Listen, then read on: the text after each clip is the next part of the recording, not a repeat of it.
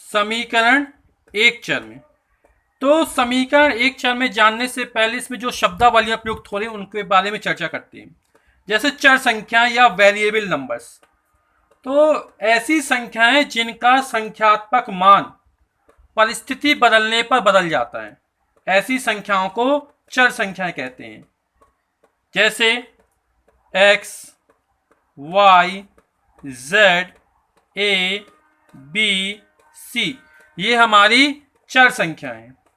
तो ऐसी संख्याएं जिनका संख्यात्मक मान विभिन्न परिस्थितियों में बदलता रहता है, ऐसी संख्याओं को चर संख्याएं या वेरिएबल्स नंबर कहते हैं।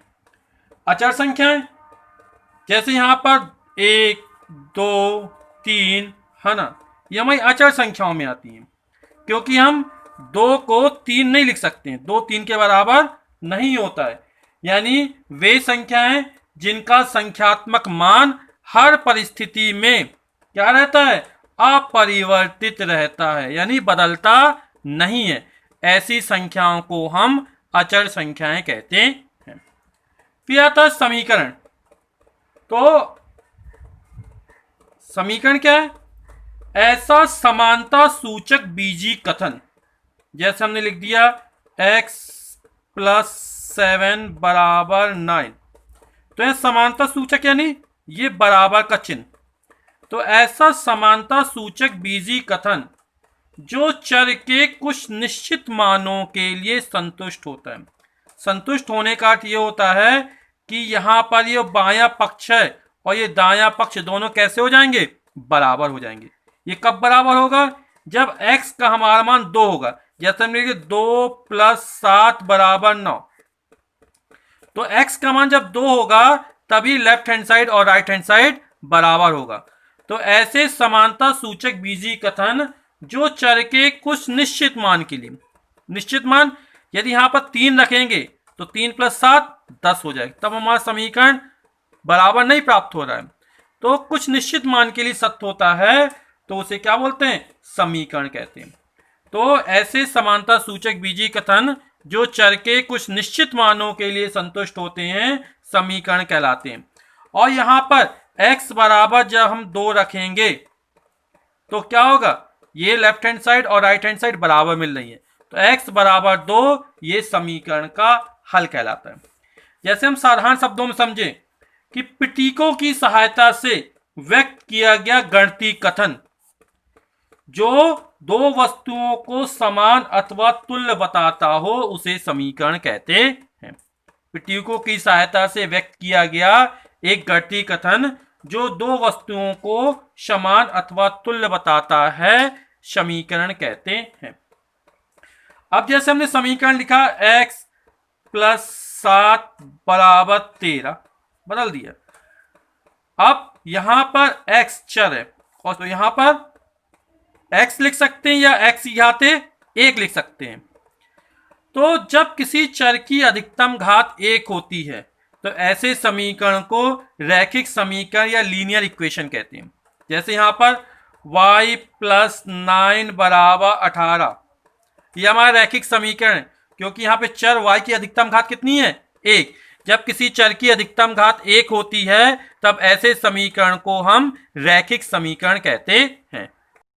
जैसे x + 6 = 10, इस समीकरण को हम ट्रायल एंड एरर मेथड या त्रुटि एवं प्रयत्न विधि से हल करते हैं। तो इस समीकरण में हम x को डिफरेंट वैल्यूज देते हैं। जैसे हमने x का मान 0 रखा यहां पर, तो यहां कितना हो जाएगा, 0 + 6 = 6। और राइट हैंड साइड का मान कितना है, 10। क्या 6 और 10 बराबर है? नहीं बराबर है।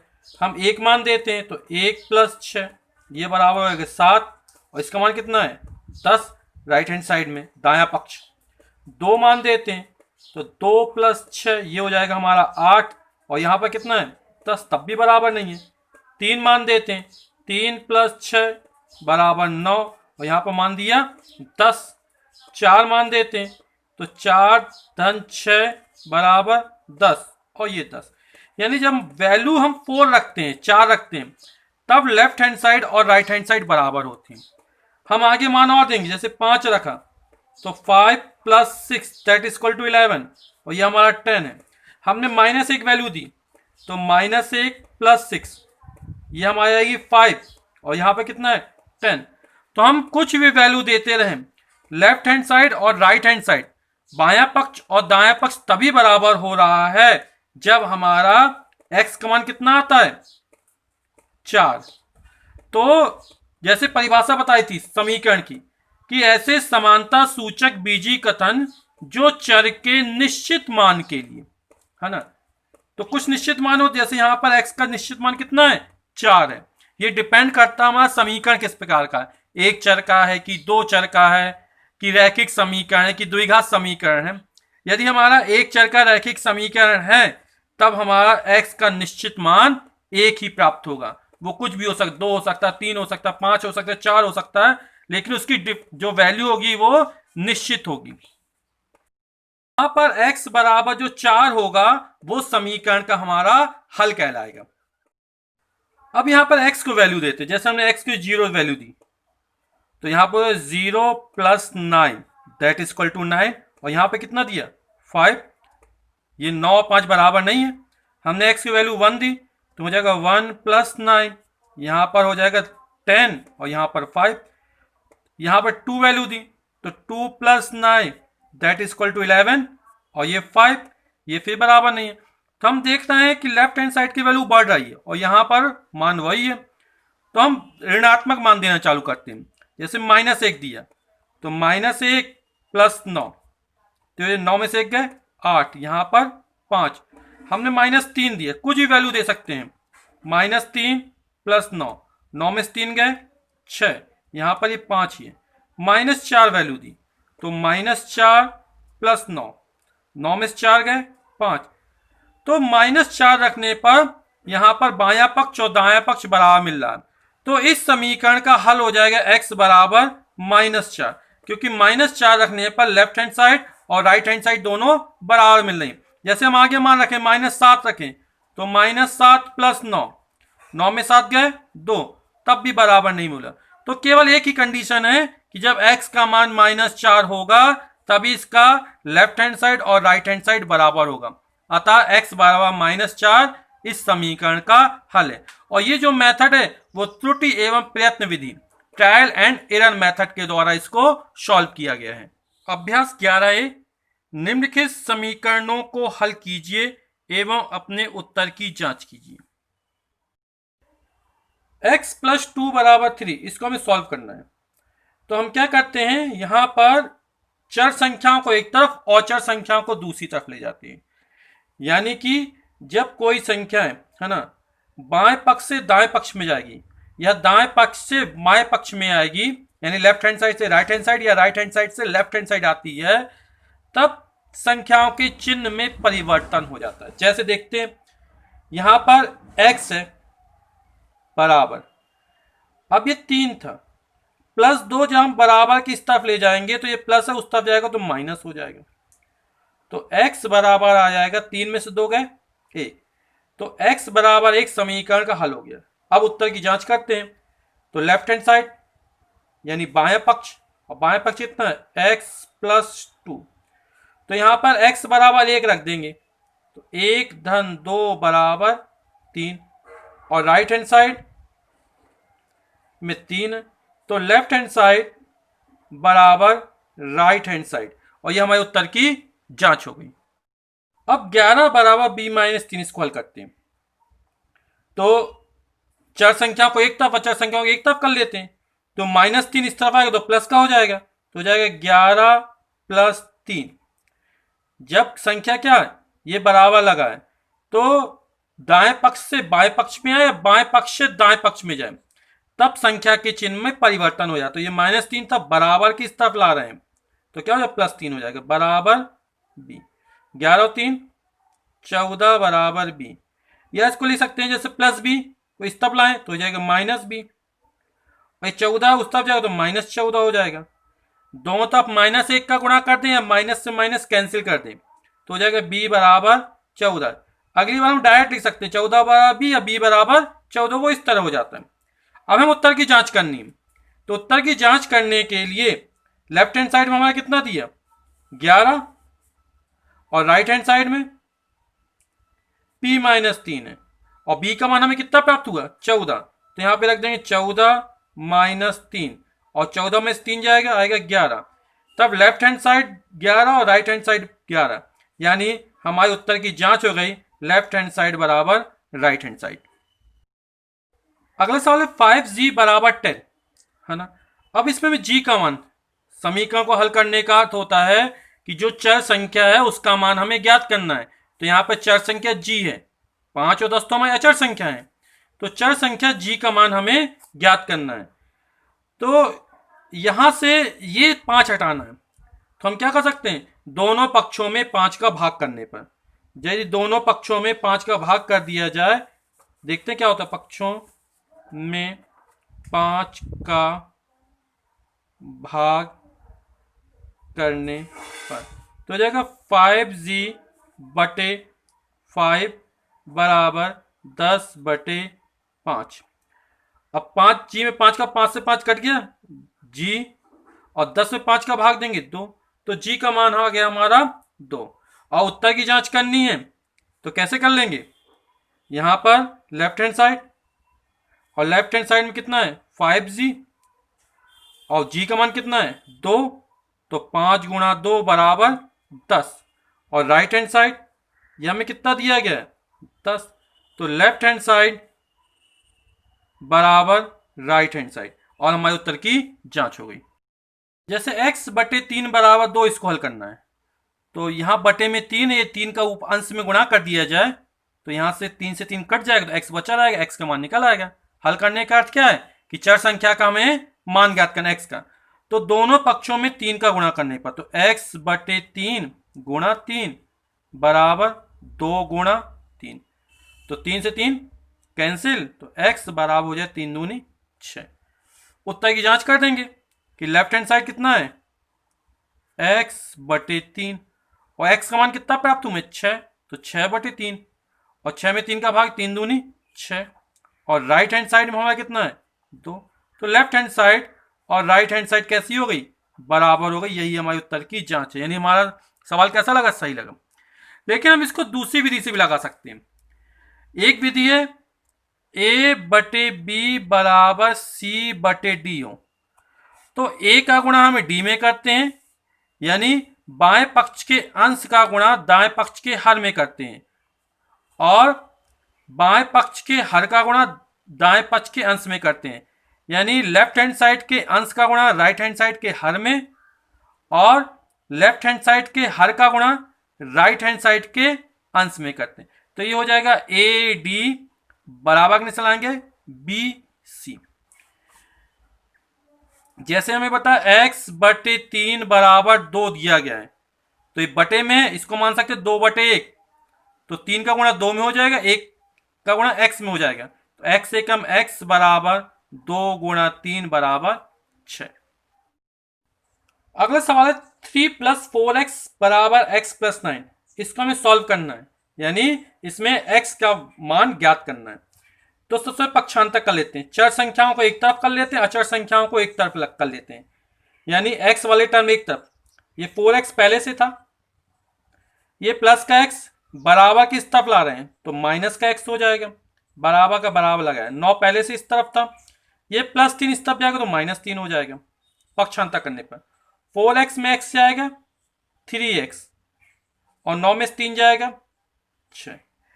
अब यार तो हम दोनों पक्षों में 3 का भाग कर दें तो हो जाएगा, या फिर अभी क्रॉस गुणा पता है, ये 3 x की गुणा में है ना, तो जब इसको हल करेंगे तो ये कहां जाएगा दाएं पक्ष में हर में जाएगा, राइट हैंड साइड के हर में, तो x बराबर हो जाएगा 3, 6 के नीचे 6/3 और 6 में 3 का भाग करें 3 दूनी 6, तो x का जो मान निकल आएगा वो हमारा 2 निकल आएगा। अब उत्तर की जांच करनी है, तो लेफ्ट हैंड साइड कितना दिया 3 + 4x, 3 + 4, x का मान कितना निकला 2, तो 4 गुणा 2, 3 धन 4 दूनी 8, 8 में 3 जोड़ेंगे हो जाएगा 11।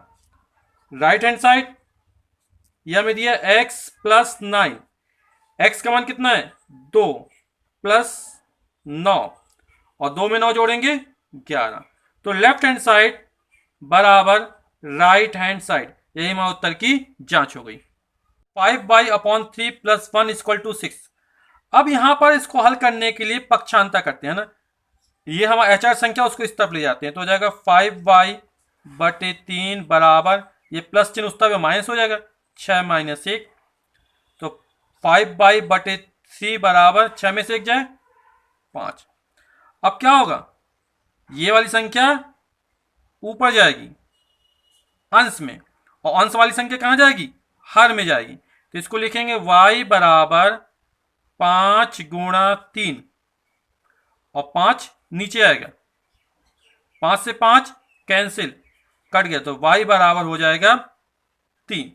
अब उत्तर की जांच करेंगे तो यहां पर y का मान 3 रख देंगे, है ना, तो 3 से 3 कट जाए, 5 और 1 6 बराबर 6 प्राप्त हो जाएगा, तो हमारे उत्तर की जांच हो जाएगी। यहाँ 2x माइनस 3/5 बराबर 7 है, पक्षांतर कर नहीं पाएंगे, है ना, क्योंकि ये पूरा समूह है।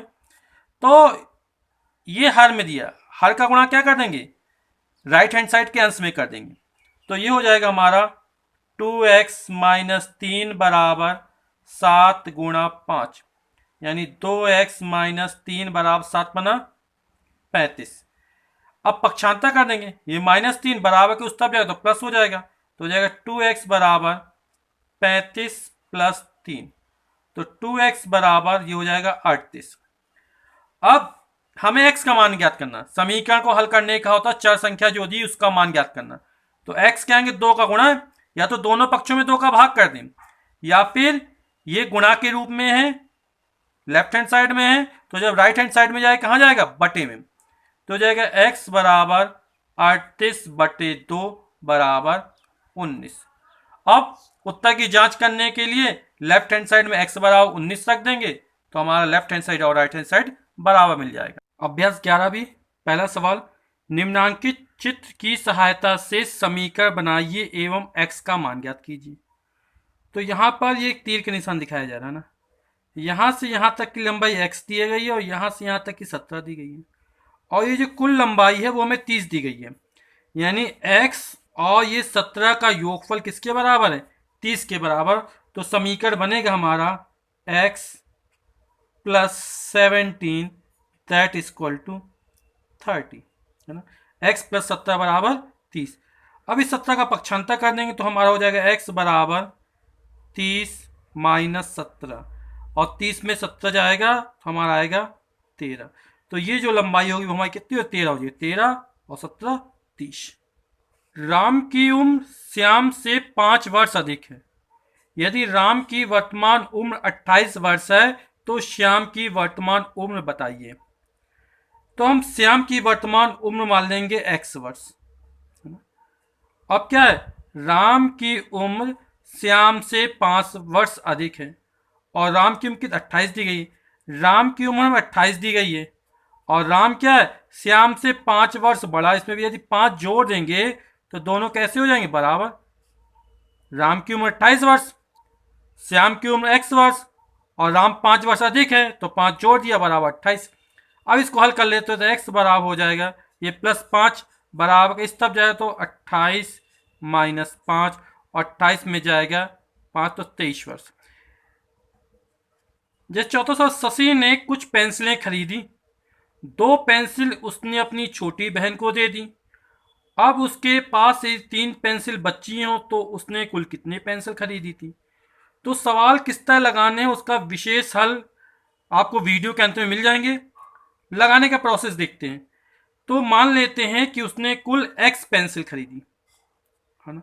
अब x पेंसिल खरीद ली और क्या किया, उसने 2 पेंसिल अपनी छोटी बहन को दे दी, तो x में से 2 घटा दिया, तो कितनी पेंसिल बची, 3 पेंसिल, तो ये हो गया हमारा 3। अब 2 का पक्षांतर कर देंगे तो x बराबर हो जाएगा -2 तब जाएगा तो प्लस हो जाएगा, 3 + 2, और 3 + 2 5, तो उसने कितनी पेंसिल खरीदी, 5 पेंसिल खरीदी। अगला सवाल है, प्रज्ञा का वजन पहले से 3 किलोग्राम बढ़कर 17 किलोग्राम हो गया, यानी पहले जो वजन था उसमें 3 जोड़ देंगे तो 17 हो जाता। उसका भार पहले कितना था, तो उसका भार पहले x मान लिया, फिर कितना बढ़ा 3/3 जोड़ दिया और टोटल कितना हो रहा है 17 किलोग्राम, तो बराबर 17। तो x बराबर ये +3 बराबर किस तरफ जाएगा, तो माइनस होएगा, 17 - 3 और 17 में 3 गए 14 किलोग्राम। किसी संख्या का आधा उसके चौथाई से 10 अधिक है, वह संख्या ज्ञात करना है। तो मान लिया वह संख्या हमारी कितनी x है, तो x का आधा x/2, x का चौथाई x/4 है ना। तो जो आधा है वो चौथाई से 10 अधिक है, ये 10 अधिक है, तो दोनों बराबर कब होंगे, जब हम चौथाई में 10 जोड़ देंगे। ये क्या था, 10 अधिक था, तो दोनों को बराबर करने क्या कि इसमें 10 जोड़ दिया, या इसमें 10 घटा भी सकते हैं। अब इसको हल करते हैं तो हो जाएगा x/2, ये इस तरफ आएगा तो माइनस हो जाएगा, x/4 बराबर 10।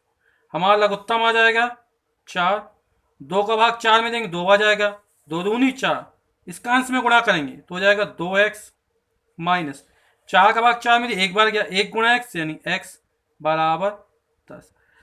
अब ये क्रॉस मल्टीप्लिकेशन कर देंगे, 4 का गुणा किस में हो जाएगा 10 में, तो हो जाएगा 2x माइनस x, 10 चौक 40, 2x में 1 x जाएगा तो x बराबर 40, तो वह संख्या हमारी हो जाएगी 40। जैसे अगला सवाल है, एक ठेले पर 550 संतरे हैं, इन्हें 2 ठेलों पर इस प्रकार बांटिए कि उनमें से एक पर दूसरे की अपेक्षा 50 संतरे अधिक हों। तो हम मान लेते हैं कि पहले ठेले में x संतरा है ना, और दूसरे ठेले में क्या है 50 ज्यादा है, तो x + 50 हो जाएंगे, यानी दोनों ठेलों के संतरे जोड़ दिए जाएं तो कितना है 550, टोटल हो जाएगा हमारा 550 संतरे। पहले ठेले में x संतरे, दूसरे में उससे 50 ज्यादा, तो x में 50 जोड़ दिया और दोनों का योगफल कितना है 550, हो जाएगा x + 50 बराबर 550। x में x जोड़ेंगे 2x, ये प्लस का 50 बराबर किसका पे हो तो माइनस, 550 - 50, तो 2x बराबर 550 50 जाएगा 500, तो x बराबर हो जाएगा 500/2, ये 2 इसके नीचे आएगा, 500 में 2 का भाग जाएंगे 250। तो पहले ठेले में जो संतरे होंगे वो 250 और दूसरे ठेले में कितने x + 50 यानी 250 + 50 यानी कि 300। तो पहले ठेले में 250 और दूसरे में 300 संतरे होंगे। निम्नांकित समीकरणों को त्रुटि एवं प्रयत्न विधि से हल कीजिए। तो इन सवालों को हम वीडियो के प्रारंभ में ही लगा चुके हैं।